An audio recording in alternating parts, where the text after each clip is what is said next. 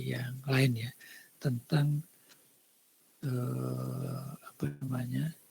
pergeseran ya atau perubahan paradigma administrasi publik gitu ya.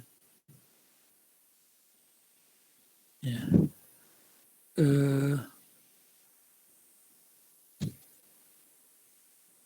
Ini bisa dibaca ya, tulisannya kecil-kecil ini.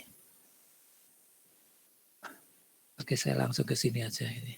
Ya, jadi paradigma administrasi publik ini kan bergeser ya, berubah lah dari waktu ke waktu gitu ya. Mengenai ya pergeseran mengenai paradigma administrasi publik itu apa saja itu ya, atau bagaimana saja, kemudian perubahan atau pergeserannya itu berlangsung seperti apa yang membedakan dari paradigma yang satu dengan paradigma ya. Ini ada beberapa cara itu versi ya, menerangkannya itu ya, mengenai tadi ya, paradigma administrasi publik itu paradigmanya apa saja atau bagaimana saja, dan pergeserannya itu bagaimana itu ya. Ada beberapa versi cara gitu ya menguraikannya gitu ya. Nah, dalam hal ini saya ngikut aja gitu ya, mengikuti penguraian ya, pergeseran paradigma administrasi publik gitu ya, yang diklasifikasikannya ya, dibedakan antara paradigma administrasi publik yang tradisional, yang kuno, yang klasik gitu ya, kemudian bergeser ke yang dikenal dengan paradigma New Public Management, kemudian bergeser lagi ke paradigma New Public Service ya, dan sebagian orang kemudian menguraikan munculnya paradigma yang baru setelah New Public Service, yaitu paradigma governance gitu ya, governance atau governancy begitu ya. Meskipun paradigma yang keempat ini juga masih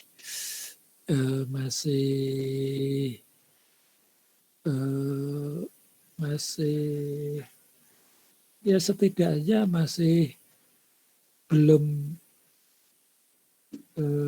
kuat ya ketika dibandingkan dengan paradigma dibandingkan paradigma yang sebelumnya, yang tradisional New Public Management dan New Public Service ini gitu ya. Nah, yang saya refresh ya, segarkan ya, hanya beberapa dimensi ya, unsur ya, dari paradigma ini yang yang lebih kuat konteksnya itu ya, menggambarkan juga perubahan paradigma pelayanan publik. Gitu.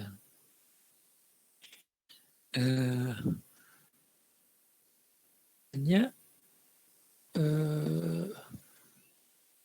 saya menyebutnya, banyak orang, banyak ahli, banyak bahkan praktisi ya, teoritisi gitu ya, menggambarkan ya bahwa baik buruknya pelayanan publik ya, baik buruknya kualitas pelayanan publiknya itu merepresentasikan atau menggambarkan baik atau buruknya administrasi publik atau baik buruknya kualitas administrasi publik. Pelayanan publik yang buruk ya, itu gambar dari administrasi publik yang buruk pula kan gitu.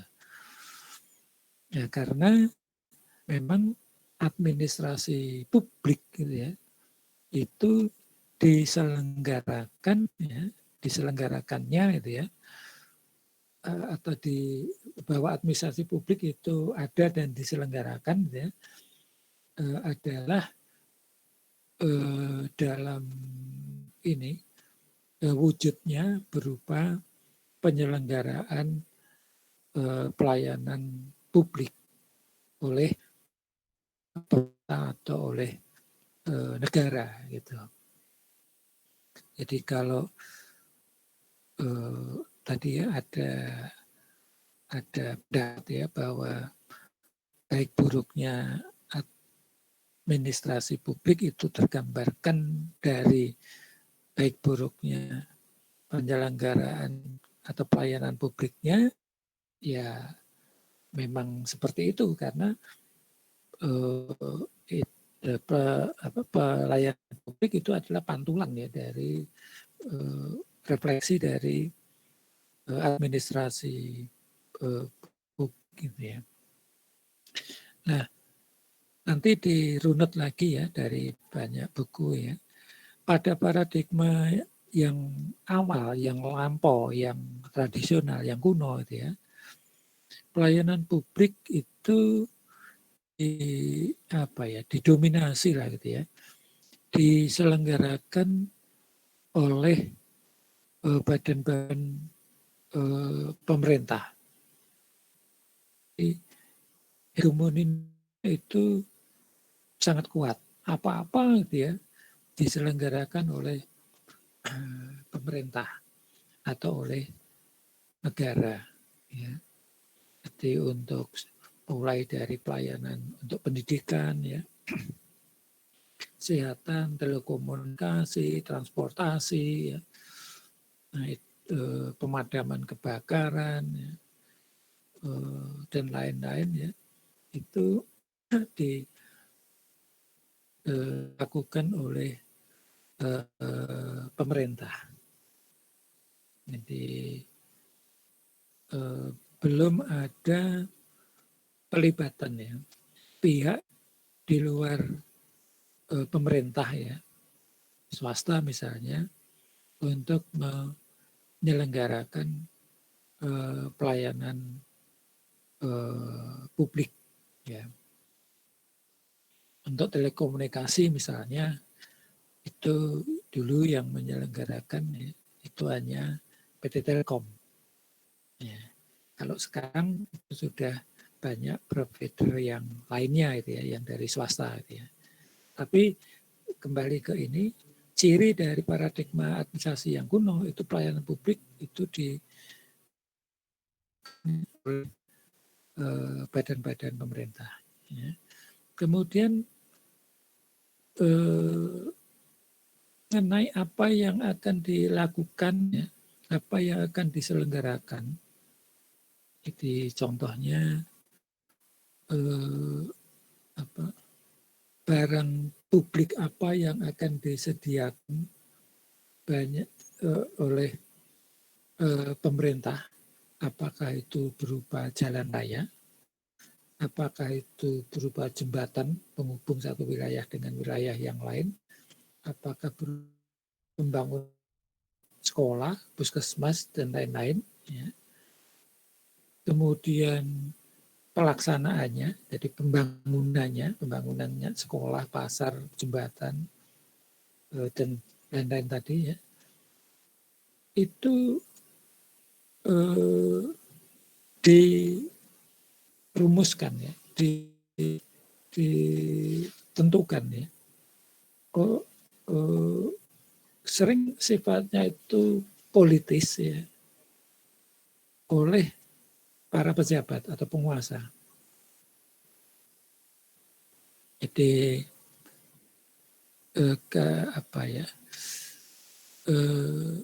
kalau penguasa ya, pejabat sebagai representasi dari birokrasi itu ya, organ pemerintah ya, itu menyatakan ya bahwa pembangunan pasar di suatu daerah, di daerah tertentu itu adalah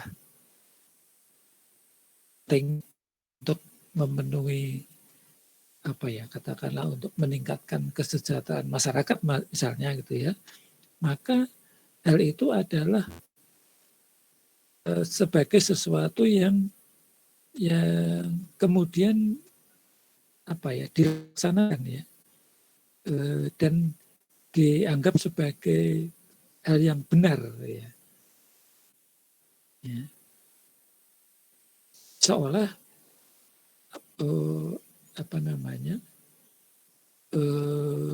birokrasi ya, itu ya namanya ya sebagai pihak yang selalu benar ya, sebagai selalu benar ya, yang mengerti tentang kebutuhan masyarakat ya, mengerti tentang kebutuhan rakyat ya. Ya, padahal nantinya kita bisa lihat ya contoh gitu ya, tidak usah jauh-jauh di sekitar kita gitu ya, itu kan masih sering terjadi gitu ya, pemerintah membangun pasar tetapi kemudian pasar itu tidak ada yang menempatinya. Pemerintah membangun sekolah tetapi tidak ada muridnya. Membangun terminal tetapi tidak ada kendaraan yang keluar masuk terminal dan seterusnya gitu ya. Ini tapi itu contoh penerapan paradigma administrasi lama ya, bahwa pemerintah itu dianggap sebagai yang tahu ya, lebih tahu untuk kebutuhan masyarakat ya. Kemudian ciri yang lain ya, administrasi tradisional itu program-program publikis, jadi sifatnya itu top down, sentralistik ya. Indonesia juga, pemerintah Indonesia juga nampaknya pernah menggunakan paradigma ini ya, meskipun mungkin tidak ya, bahkan mungkin tidak paham ya, bahwa itu bentuk adopsi dari paradigma administrasi negara lama ya, tetapi praktek yang ada di praktek itu menunjukkan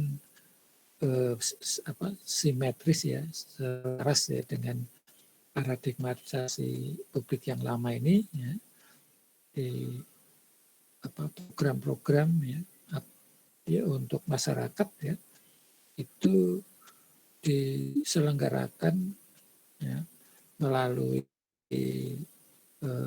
berbagai organ pemerintah ya, yang dilakukan secara top down ya. Di presiden misalnya pada waktu baru misalnya itu masih menggunakan paradigma ini, maka sering menerbitkan kepres ya, keputusan presiden, inpres ya, instruksi presiden ya, tentang macam-macam ya, bahkan pembangunan SD pun SD inpres, pasar juga pasar inpres ya. Jadi ada inpres yang menyebutkan bahwa di daerah ini harus dibangun pasar ya, kemudian yang dibangun itu ya, dan dilakukan secara sentralistik dan top down ya. Nah, kemudian ciri yang berikutnya, keterlibatan warga itu terbatas. Jadi warga hanya kemudian diminta itu ya untuk hanya memanfaatkan ya, menggunakan, tidak ikut di dalam merencanakannya gitu ya. Kemudian tidak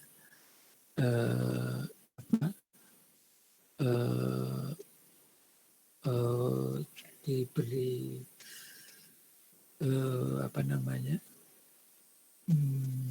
kesempatan untuk menyampaikan aspirasinya dan sebagainya. Nah, itu adalah ciri dari paradigma administrasi yang lama. Nah, paradigma administrasi publik semacam itu kan ternyata menimbulkan berbagai persoalan ya.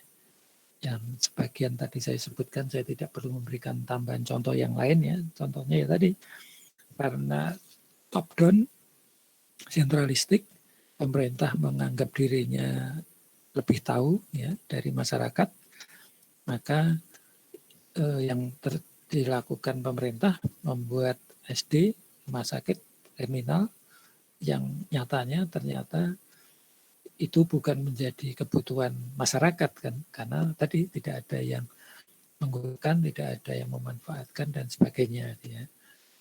Nah, maka dengan paradigma itu administrasi publik gitu ya, tidak bisa dianggap tidak bisa mengatasi persoalan kan gitu. Nah, kemudian kan muncul paradigma baru ya, cara pandang yang baru ya, yang dikenal dengan paradigma New Public Management ya, manajemen publik baru ya.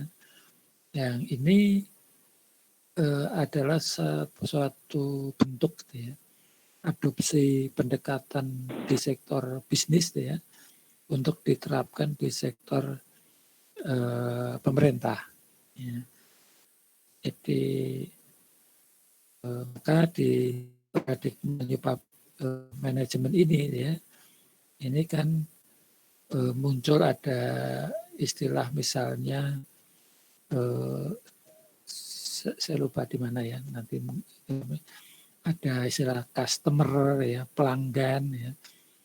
Customer atau pelanggan itu kan terminologi yang biasanya lebih lazim digunakan di lingkungan organisasi bisnis atau perusahaan. Jadi orang yang menggunakan atau yang memanfaatkan ya, itu kan disebut konsumen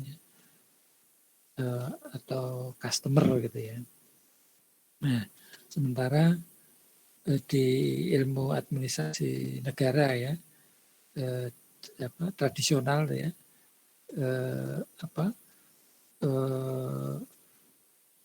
yang disebut dengan customer atau pelanggan tadi kan disebutnya adalah klien ya. Jadi klien itu kan istilah yang konteksnya lebih lebih administrasi negara ya. Sedangkan dengan istilah customer atau konsumen ya, ini kan identik dengan bahwa untuk dapat mendapatkannya, untuk mendapatkan layanan gitu ya, maka klien tadi harus melakukan layaknya konsum perusahaan, misalnya dengan cara membeli gitu ya. Nah, maka dengan paradigma manajemen publik baru ini, New Public Management ini, kemudian di tataran implementasinya ya, itu memberikan ruang ya kepada unit-unit atau organ-organ penyelenggara pelayanan publik ini untuk memungut ya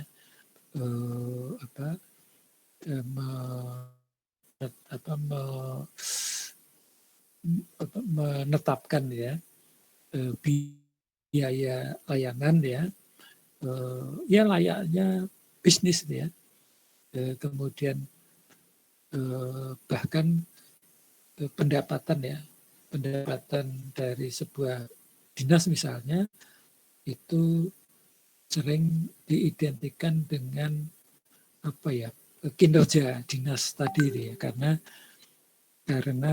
dianggap bisa lebih banyak menyumbang ya terhadap pendapatan asli daerah misalnya ya. Jadi ya layaknya di hubungan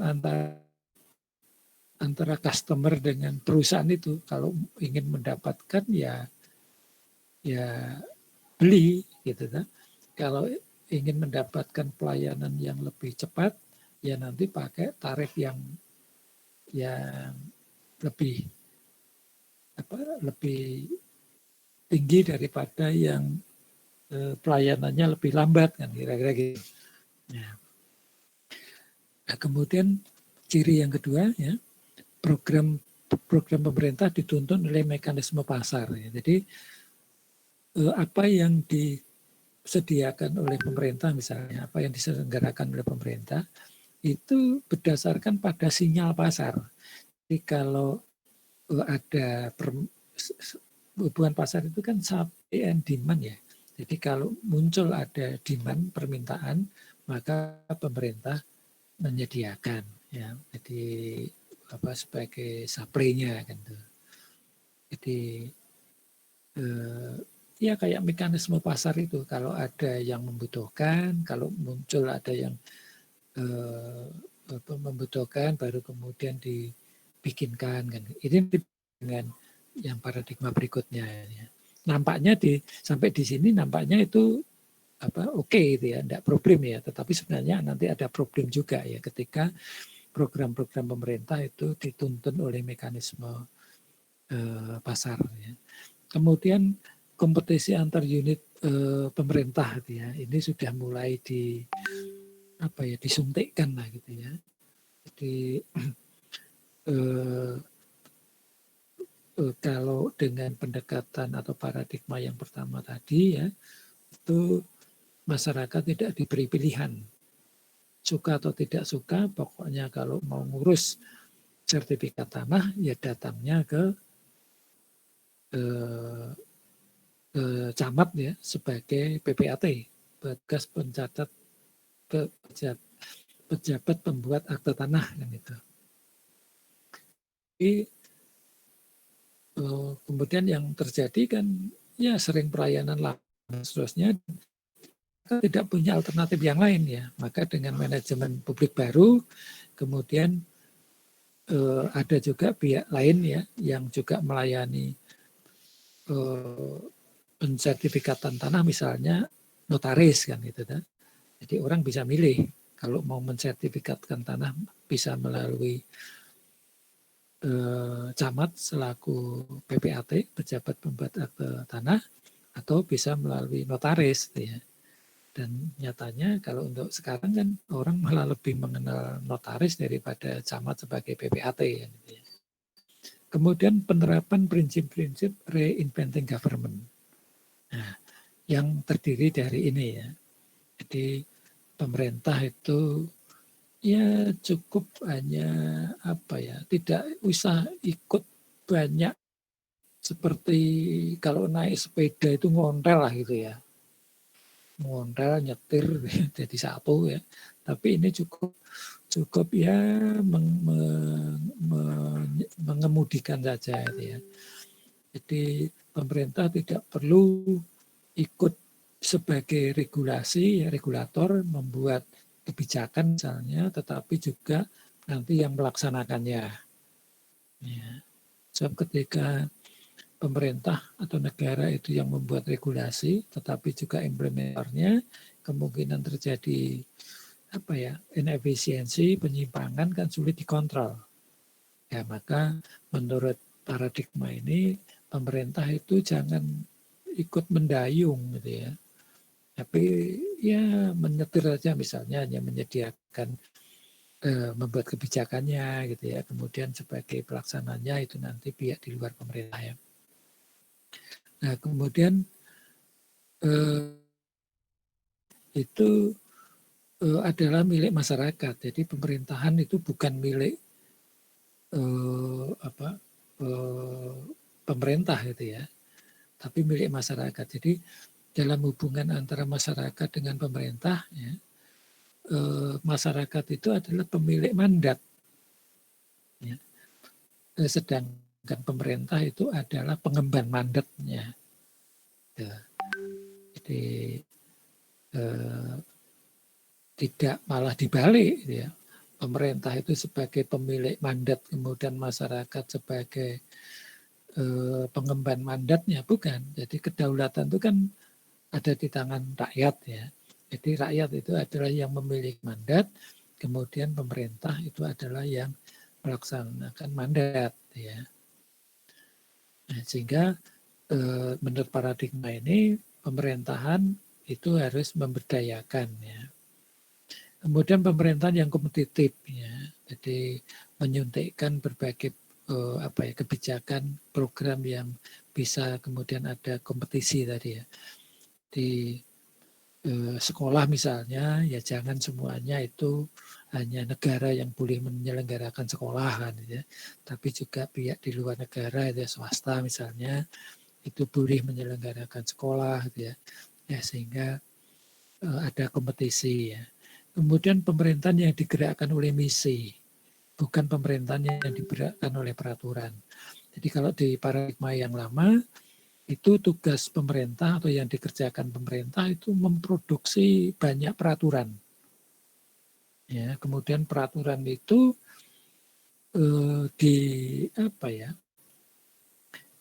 bahkan sampai kemudian diseragamkan, gitu ya.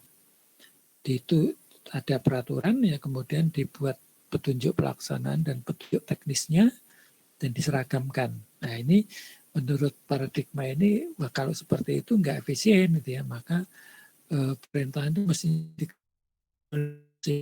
ya, jadi jangan memproduksi semakin banyak peraturan, ya. Sehingga nanti memberi ruang pada ada diskresi, ya, kemudian fleksibilitas, ya, dan seterusnya. Pemerintahan yang berorientasi pada hasil, ya, jadi mendanai hasil bukan masukan. Jadi kalau setiap organ pemerintah, ya, dinas, instansi dan sebagainya tiap tahun itu kan pasti mendapatkan anggaran, ya. Nah, menurut paradigma ini, ya, anggaran tadi, ya, itu harus digunakan untuk membiayai hasil. Gitu. Jadi cara kerjanya pemerintah menurut paradigma ini jangan lagi misalnya karena punya anggaran, karena memang diberi anggaran, ya, kemudian baru berpikir anggaran itu akan digunakan untuk apa. Itu paradigma lama. Kalau New Public Management, ya, saya akan menghasilkan apa, gitu ya. Jadi misalnya saya, gitu ya, saya itu misalnya dalam hal ini bupati misalnya, ingin supaya penduduk yang miskin itu berkurang dari 5% menjadi 4%. Nah, kemudian untuk mencapai angka kemiskinan 4% tadi, itulah kemudian anggaran digunakan.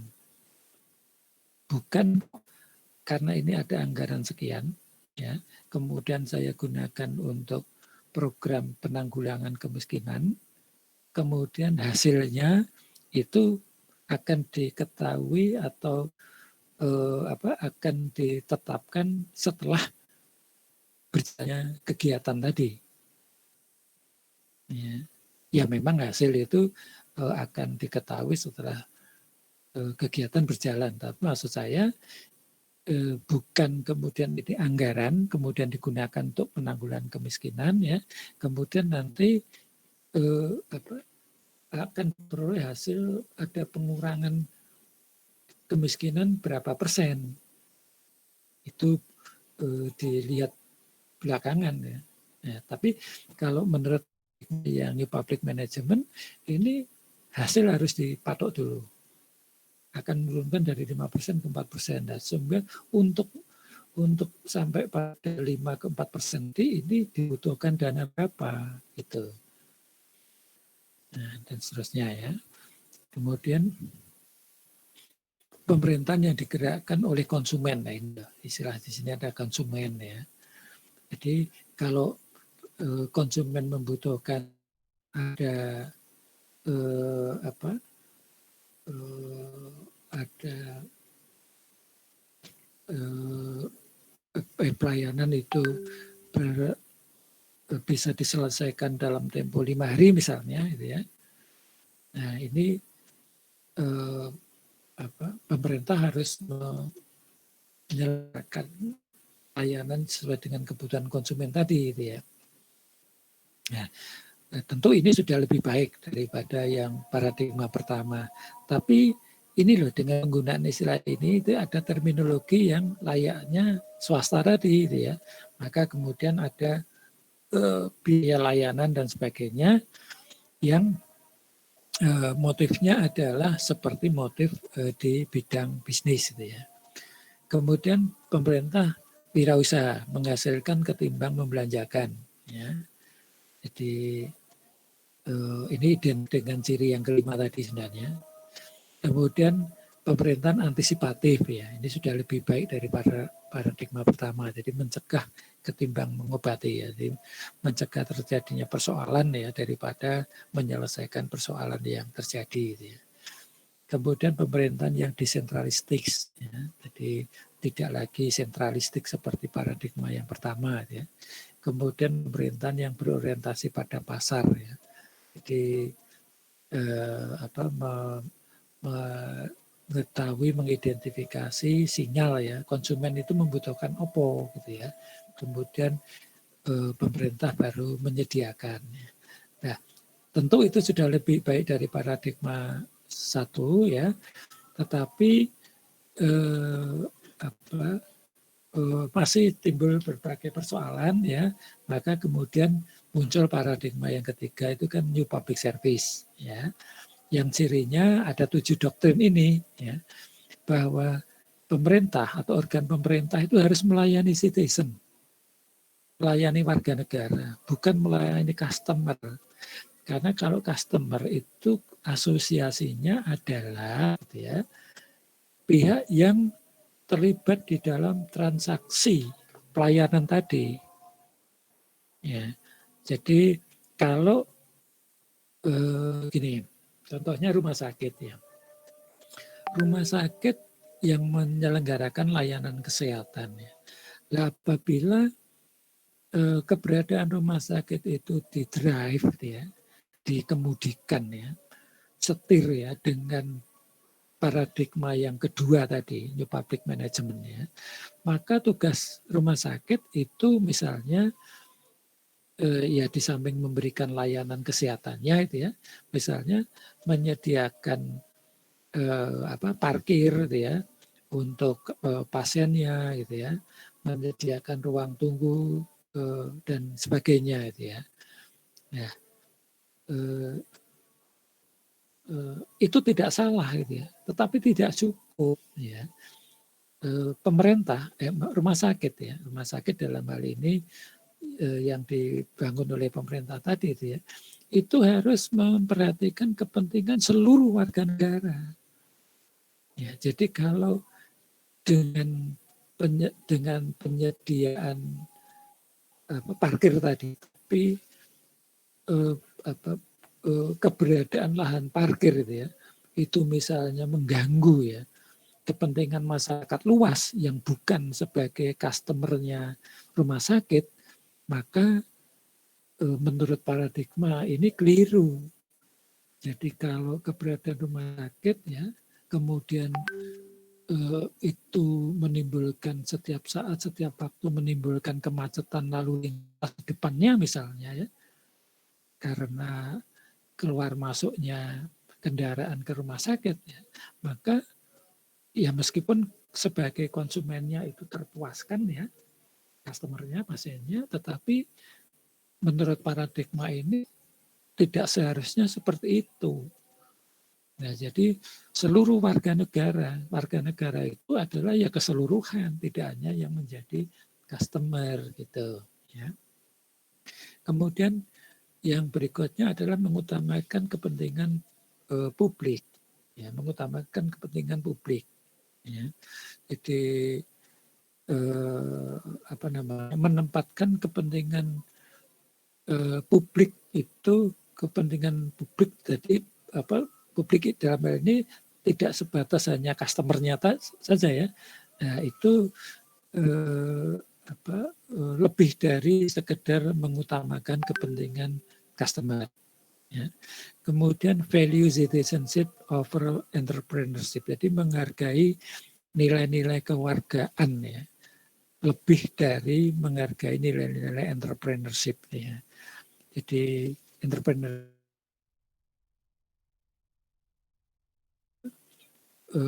ada pelayanan yang bertingkat misalnya, ada tarif ABC misalnya ya. Ya itu kan kemudian membuat tidak semua citizen gitu ya. Nah, itu bisa memiliki kesempatan untuk mengakses yang sama kan gitu. Nah, kemudian yang keempat bertindak strategis, berpikir strategis, bertindak demokratis. Ya, artinya berpikirnya itu harus strategis ya, birokrasi harus berpikir strategis ya, jelas apa yang akan dicapainya ya, kemudian timeline-nya, waktunya kapan dan sebagainya, tetapi bertindaknya harus demokratis ya, jadi tidak boleh otoriter ya. Nah, kemudian recognize that accountability is not simple. Jadi mengakui ya, menghargai ya, bahwa akuntabilitas ya, mengakui bahwa akuntabilitas itu bukan sesuatu yang simpel. Akuntabilitas itu bukan hanya akuntabilitas hukum misalnya, bahwa penyelenggaraan pelayanan publik itu tidak hanya tidak boleh bertentangan dengan hukum, ya, ada akuntabilitas hukum ya, tetapi harus ada akuntabilitas etis, harus ada akuntabilitas publik, akuntabilitas administrasi, akuntabilitas administrasi dan sebagainya gitu ya. Jadi akuntabilitas itu bukan hanya akuntabilitas hukum, bisa dipertanggungjawabkan secara hukum, tetapi lebih dari itu ya, termasuk tadi misalnya akuntabilitas moral, akuntabilitas etik ya, yang tidak menyalahi hukum tetapi tidak etis ya, maka tidak semestinya itu dilakukan gitu. Kemudian serve rather than steer, jadi melayani lebih dari steer ya. Jadi kalau di paradigma kedua tadi itu menyarankan menyetir ya, menyetir bukan mendayung ya. Nah, kalau di ini paradigma ketiga ini tidak lagi menyetir ya, apalagi mendayung, tetapi melayani. Ya, jadi pemerintah itu melayani.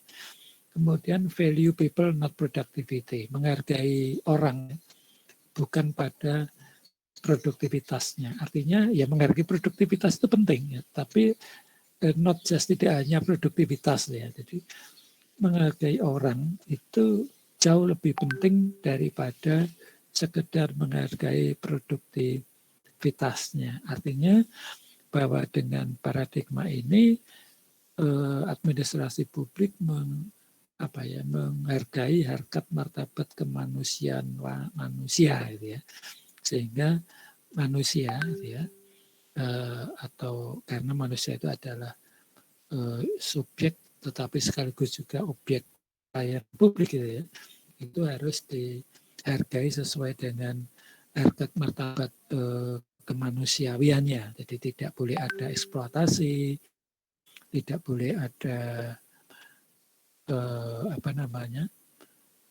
tidak boleh ada diskriminasi, ya. Tidak boleh ada selain eksploitasi itu ya, eksploitasi, diskriminasi, dehumanisasi, ya. Tidak boleh. Tetapi harus menghargai orang atau people ya, bukan hanya produktivitasnya. Jadi kalau produktivitasnya itu tinggi tetapi itu dilakukan dengan cara-cara yang eksploitatif ya, maka itu tidak dikehendaki sebagaimana yang dimaksud paradigma baru ini. Demikian saya kira paradigma New Public Service ini ya, sebenarnya masih ada 1, 2, 3, 4 ya slide ya. Tetapi saya konfirmasi dulu, ada pertanyaan dari Anda?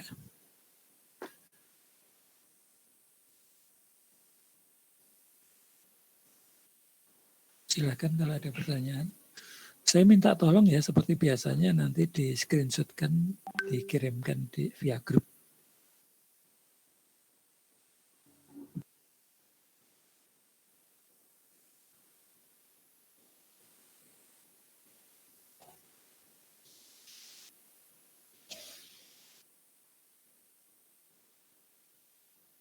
Saya ulang, ada pertanyaan? Hanifan, Haikal, Febi? Belum ada, Pak.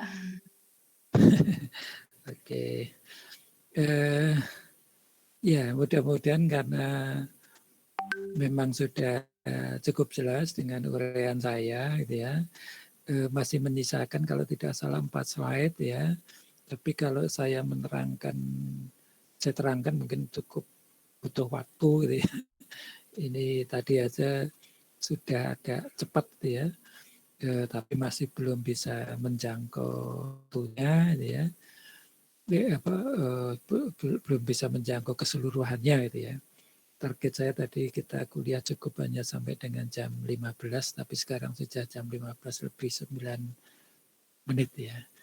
Oke, jika memang tidak ada pertanyaan ya, maka saya mohon izin pada siang hari ini saya akhiri ya. Kalaupun nantinya muncul pertanyaan, mungkin bisa disampaikan di Spada atau di WAG ya. Demikian yang bisa saya sampaikan pada